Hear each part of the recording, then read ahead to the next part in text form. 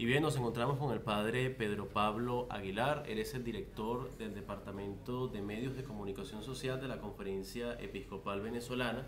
Es licenciado en comunicación, trabajó además en la sala de prensa del Vaticano y trabajó como comentarista para Telemundo. Padre, bienvenido. Gracias.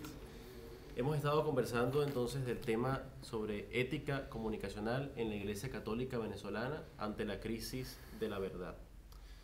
¿Existe una ética comunicacional de la Iglesia Católica en medio de esta crisis de la verdad, a propósito de que estamos acabando de concluir esta jornada de comunicaciones, padre? Bueno, ciertamente que la comunicación en Venezuela, y no tan solo la comunicación en Venezuela, sino la comunicación de la Iglesia, se trabaja con una ética.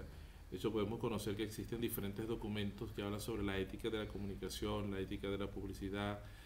Es decir, que es algo que no podemos obviar porque precisamente es lo que le da la profesionalidad al trabajo que se está haciendo a nivel de comunicación dentro de la Iglesia.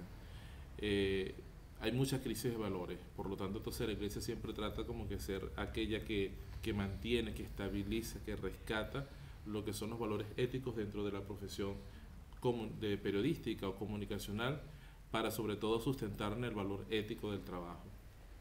¿Cuál es el papel comunicacional que tiene la jerarquía de la Iglesia Católica Venezolana ante los conflictos de hoy? Es decir, ¿de qué manera se abordan los problemas? Ayer en su ponencia comentábamos problemas importantes, los temas de abuso, los problemas de escándalo, pero hay otros problemas también que requieren atención. ¿Cuál es el modo en que se abordan esos problemas, comunicacionalmente hablando? Bueno, yo comenzaría diciéndote que más que jerarquía sería el magisterio de la Iglesia venezolana, quienes de alguna manera son los que tienen como que la palabra oportuna al momento de dar declaraciones. Venezuela, gracias a Dios, no contamos o no hemos vivido estos casos que han acontecido en otros países. Sin embargo, la preparación ante estas oportunidades de crisis que se dan dentro de la Iglesia, digo oportunidades porque toda crisis es una oportunidad para el crecimiento, y sin embargo cuando se presentan este tipo de conflictos, como tú acabas de mencionar, como abusos sexuales, aborto, matrimonios igualitarios que están tanto de moda, la Iglesia siempre trata de manejar o enfocar estos temas de forma positiva, de forma propositiva inclusive, porque nos ayuda sobre todo a reconocer el valor y no ver las cosas del lado negativo, sino desde el lado positivo, en cuanto a que le da importancia, por ejemplo, al valor de la familia, le da importancia al valor del respeto a la dignidad de la persona humana en cuanto a los derechos humanos. Es decir, que siempre la Iglesia busca la manera de presentarse de forma positiva para que podamos entender el mensaje de forma, si se quiere decir, de forma que la persona pueda no sentirse herida, ni la otra persona pueda sentirse o convertirse en víctima, que la Iglesia de repente sea como que algunos lo vean como inquisidora porque está criticando, juzgando. No, simplemente estamos defendiendo una verdad que la Iglesia siempre ha custodiado y una verdad que es importante al momento de dar testimonio dentro de la vida de la Iglesia. Padre, como Iglesia Católica nos hemos caracterizado por ser neutrales, imparciales, ante muchas situaciones. No inclinamos la balanza ni hacia un lado ni hacia el otro, especialmente en la política. Estamos de hecho en la sala de prensa de la conferencia donde se emiten estos comunicados. Sin embargo, pues hay quien dice, por ejemplo, que ante situaciones de injusticia no se puede ser imparcial porque con el silencio pues uno corre el peligro de volverse cómplice de las situaciones. ¿Qué hacer entonces ante esta situación? Mira, la Iglesia yo considero que nunca ha caído en parcialidades. La Iglesia siempre ha sido custodia de la verdad, que es el mismo Jesucristo. La Iglesia en todos momentos, y lo podemos ver a lo largo de la historia de la Iglesia, ha denunciado aquellas injusticias, ha proclamado en el nombre del Evangelio, y justamente la Iglesia no le habla a un sector, le habla al pueblo de Dios, que es lo importante. Ahora cada quien asume el mensaje en función de repente de la situación que pueda vivir, pero siempre la Iglesia ha sido custodia de la verdad y ha utilizado esa verdad para alzar su voz profética en nombre de aquellos que no tienen voz, inclusive en nombre de aquellos que de repente viven las injusticias, y la Iglesia siempre ha estado allí a la vanguardia de todas estas situaciones, y esto lo podemos comprobar a lo largo de la historia de la Iglesia. Se ha comentado pues, en algunas de las reflexiones durante la jornada, pues que a pesar de que como iglesia estamos de parte de la verdad, como usted bien lo decía, a veces pues se apodera de nosotros como un miedo a veces de decir las cosas por el tema de la prudencia, etcétera, ¿no?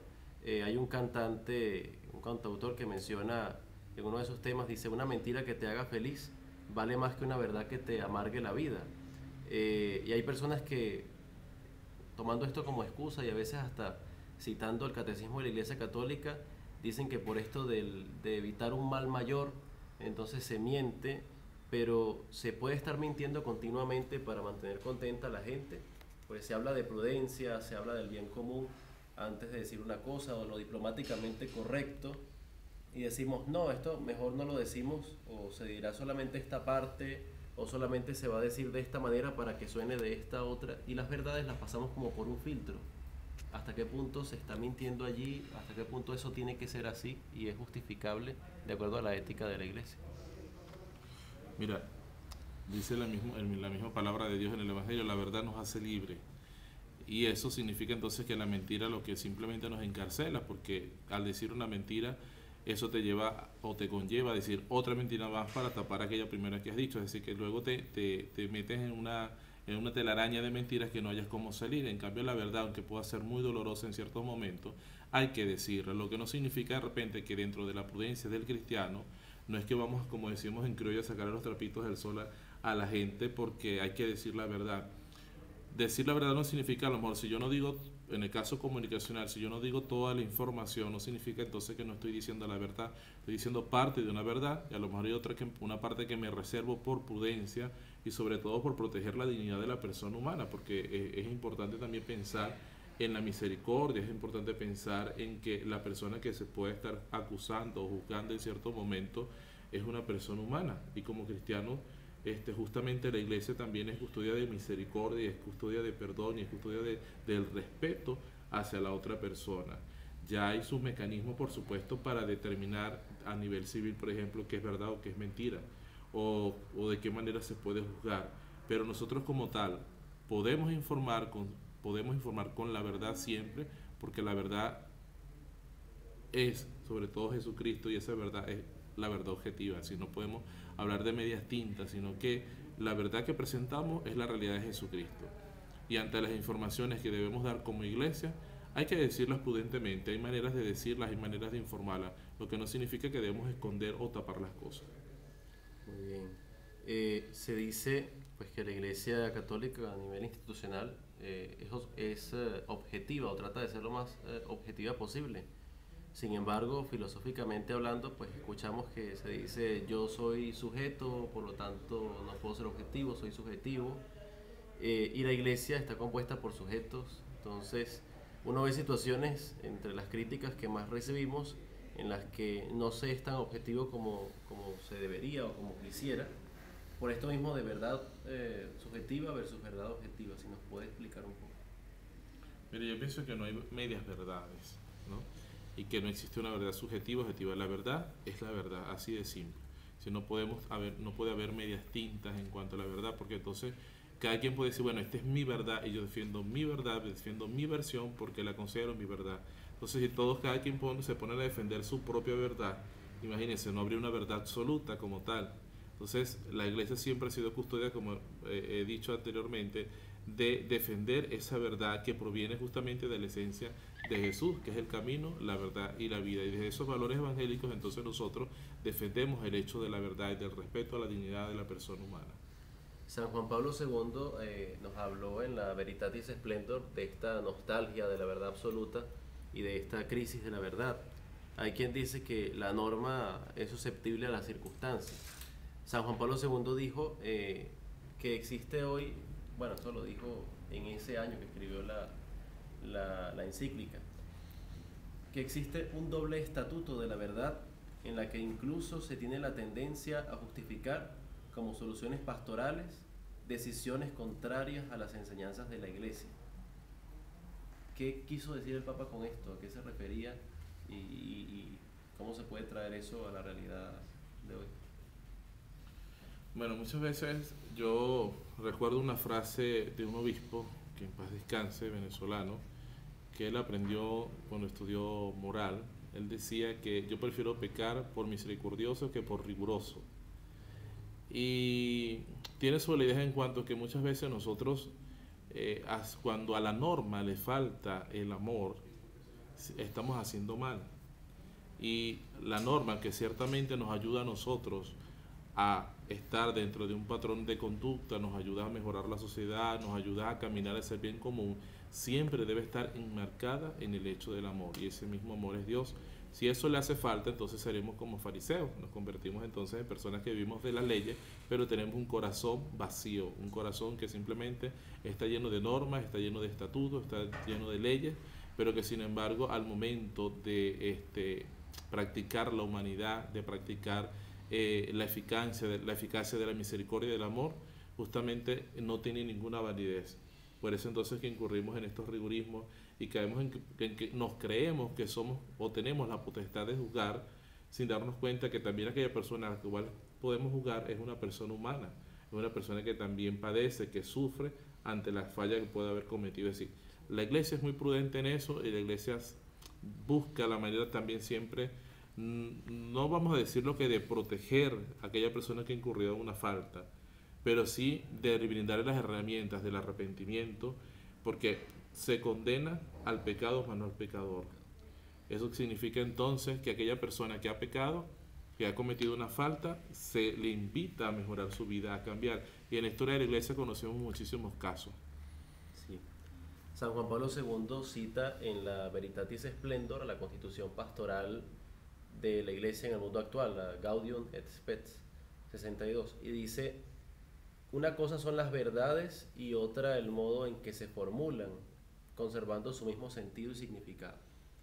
Como comunicadores en un mundo y en un país que se enfrenta ante una crisis de la verdad, donde cada uno, como dice el Papa, se encuentra ante su verdad diversa de la verdad de los demás, donde parece que ya el concepto de verdad universal como que se perdió, y donde es tan fácil manipular una información, y esto viene a representar un reto para nosotros como comunicadores católicos, lo decíamos en la jornada, y se habla incluso de mentir para sobrevivir. Hay quien dice incluso que ya nadie quiere ser santo porque todo el mundo sabe al que va contracorriente y al que dice la verdad lo que le pasa, ¿no? Mejor ejemplo el de Jesucristo tenemos, no hay, pues. Y hay tantas situaciones, pues, como medios que prefieren ocultar una información con tal de que no le saquen del aire, o prefieren mentir para... en esta situación en la que parece que todo te empuja a decir mentiras, ¿cómo comunicar la verdad en esta situación? Yo pienso que el cristiano tiene que mantener sus valores indistintamente de las situaciones del mundo que podamos vivir. Tú acabas de mencionar una palabra que el Papa Emérito Benedicto XVI siempre decía, o sea, no hay que tener miedo de ir contracorriente, porque muchas veces otros van a querer envolvernos en sus situaciones, y nosotros, si sabemos que tenemos esa verdad de Jesucristo en nuestra vida, en nuestro corazón, debemos ir siempre adelante. Cuando nosotros incurrimos en la mentira, por ejemplo, ya estamos desinformando y no informando, porque es una información manipulada, es una información que obliga a tener una opinión pública según mis criterios, y no el criterio de repente hacia el cual va el bien común de una comunidad o de una sociedad. Por eso es importante siempre mantenernos en la verdad. Es que el mismo Jesucristo nos dice en la Sagrada Escritura, mira, yo no he venido aquí a que la vida sea cómoda ni nada por el estilo, pero sí nos da las herramientas para que nosotros podamos enfrentar las situaciones. Y Dios no nos dice, mira, yo no te voy a dar problemas, pero sí nos capacita justamente para que nosotros podamos enfrentar esas situaciones. ¿A través de qué? Bueno, justamente de esa verdad. Una verdad que nos hace libres, una verdad que nos invita a seguir siempre adelante, una verdad que nos da fortaleza y esperanza, porque esa fortaleza y esperanza se transforma entonces en una oportunidad para seguir creciendo, una oportunidad para seguir avanzando, y que esa oportunidad también se transforma en el sentido comunicacional, en verdadera información. Si yo quiero realmente que la gente tenga criterios, que la gente tenga la capacidad de discernir, debo informar con la verdad, porque la verdad es lo que me va a dar la capacidad, o le da la capacidad a la gente de saber qué es lo que está sucediendo de forma certera y de forma veraz. Sacerdocio y comunicación. Este trabajo, como el empeño de que quien lo está realizando pudiera tener la importancia, este tema suele recibir ciertas críticas. Eh, Parece que se tiene la tendencia a pensar, incluso dentro de los seminarios, pues que quien se está formando para sacerdote entonces no debería de, a lo mejor, de empeñarse tanto en estos temas de la comunicación, pero hemos conversado en estas jornadas de la importancia de que todo sacerdote se considere un buen comunicador, de que sea un buen comunicador, y vemos que en documentos como el CELAN, el Concilio Plenario de Venezuela, en Aparecida, se insiste que exista para el sacerdote una formación en la comunicación, y siendo usted, bueno, un ejemplo también a seguir en eso, sacerdote y comunicador, ¿qué nos puede decir sobre este punto? Bueno, mire, la comunicación es una realidad de la iglesia de la cual no podemos obviar ni podemos quitar como tal, porque la iglesia siempre ha comunicado el mensaje de Jesucristo. De hecho, si recordamos, Jesús cuando envió a los 72 le dice: vayan y anuncien la buena nueva, se comuniquen a todo el mundo esta buena nueva y este nuevo gozo, para que de alguna manera también los demás puedan conocer. Se utilizaron técnicas que eran especiales para el momento. Hoy en día vivimos un mundo globalizado, un mundo lleno de tecnología, un mundo con otras herramientas, pero que sin embargo son necesarias para seguir comunicando el Evangelio. O sea, no podemos rechazarlas como tal. La Iglesia siempre ha insistido, de hecho, cuando conocemos en el Concilio Vaticano II, en el documento intermirífica, documento conciliar intermirífica, se habla de la importancia del uso de las tecnologías para la evangelización dentro de la iglesia, es decir, que es algo que nos debe a nosotros concernir para poder comunicar. De repente no todos van a ser periodistas, de repente no todos van a trabajar en esta profesión, pero sí todos somos comunicadores de la verdad que nos ha dado Jesucristo. Por ejemplo, la Congregación para la Educación Católica en su momento sacó un documento sobre la formación de los sacerdotes o de quienes se están preparando en los seminarios en el uso de las herramientas de los medios de comunicación social, es decir, que ha estado presente. Ya vamos, por ejemplo, por la 48 jornada de la jornada de medios de comunicación social, y es algo que está presente dentro de la vida de la iglesia. O sea, no hablar de comunicación es como quedarnos en silencio dentro de la vida de la iglesia. Necesitamos comunicar porque no somos a nosotros que nos predicamos, sino a Jesús. Y utilizando las herramientas que nos ofrece la tecnología, entonces de esa manera podemos comunicar a quien nos ha enviado justamente a comunicar la buena nueva. Incluso se comentaba que a nivel de seminarios se está impartiendo esta formación, se va a llevar desde aquí del Departamento de Medios a los seminarios esa formación. Bueno, es importante, yo pienso, que hacerlo, porque justamente esto nos ayuda a nosotros, o ayuda aquí a los futuros sacerdotes, a tener herramientas al momento de trabajar. En todas las parroquias tienen Facebook, todas las parroquias, la mayoría de las parroquias tienen Twitter o tienen páginas web. Entonces imagínate que un nuevo sacerdote llegue a la parroquia sin conocer el uso de estas herramientas que son necesarias para la evangelización. Entonces es importante que dentro de la formación, y aquí desde aquí el departamento tenemos una preocupación justamente porque hay seminarios que nos están impartiendo esta materia de comunicación social, y que es necesario para que el sacerdote también pueda tener esas herramientas a la hora del trabajo pastoral. Bueno, un minuto, padre. Ética comunicacional en la Iglesia Católica Venezolana ante la crisis de la verdad. Un mensaje final en un minuto. Bueno, la verdad nos ayuda a nosotros a estar siempre en constante acción y trabajo con libertad. O sea, la verdad nos lleva a la libertad. Y el trabajo que nosotros debemos hacer dentro de la comunicación en la iglesia debe ser un trabajo con profesionalidad, un trabajo que nos invita a nosotros siempre a proclamar la buena nueva de Dios, sobre todo lleno de esa fortaleza que nos da el valor del Evangelio. Eso nos va a dar entonces a nosotros profesionalismo en el trabajo que estamos haciendo, y esa profesionalidad nos ayuda entonces a que otros también puedan acercarse justamente en el valor del reino de Dios.